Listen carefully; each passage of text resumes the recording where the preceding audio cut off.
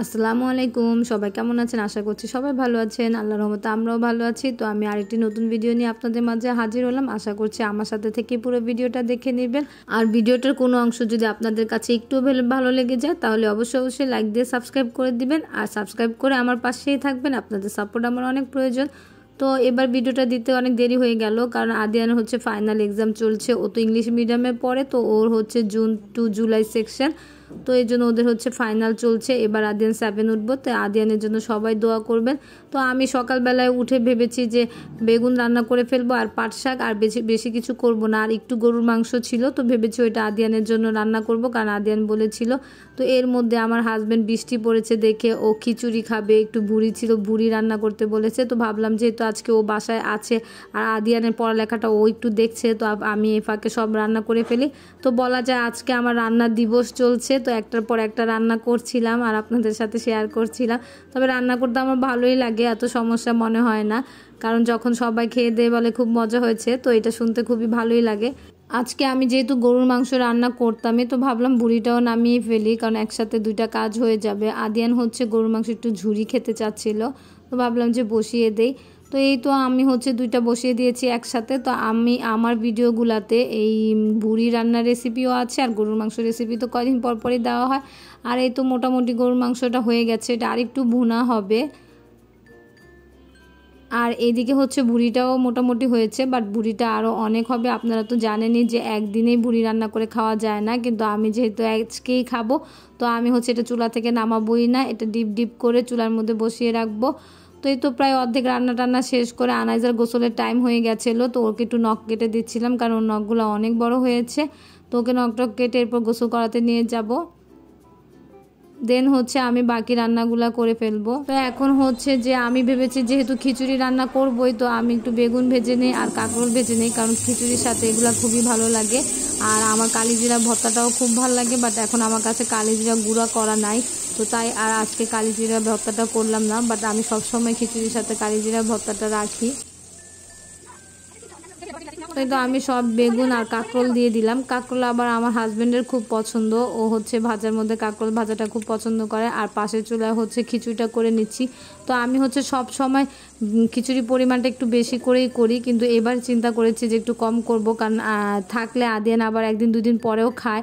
তো আমি ভেবেছি এবার যাতে না খেতে পারে এই ব্যবস্থার জন্য অল্প করেছি, কারণ যেহেতু অনেক গরম। আজকে হয়তো বা বৃষ্টি পড়েছে, কিন্তু দেখা যায় এই বৃষ্টি পরে এই গরম হয়ে যায়। তো বলেছি যে এই গরমে তুমি এসব কম খাও। আমার ফ্রেন্ড একবার একটা কথা বলেছিল যে ছোটোবেলায় খালি বলবি যে খাও খাও খাও, আর যখন বড় হবে বলবি যে খেও না খেও না খেও না।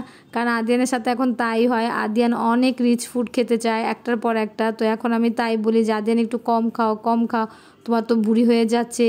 তো এই তো আমার মোটামুটি সব রান্না করাই শেষ। এই যে খিচুড়িটা কি সুন্দর হয়েছে। তো আমার খিচুড়ি পোলাও এগুলো সবসময় ঝরঝরা থাকে।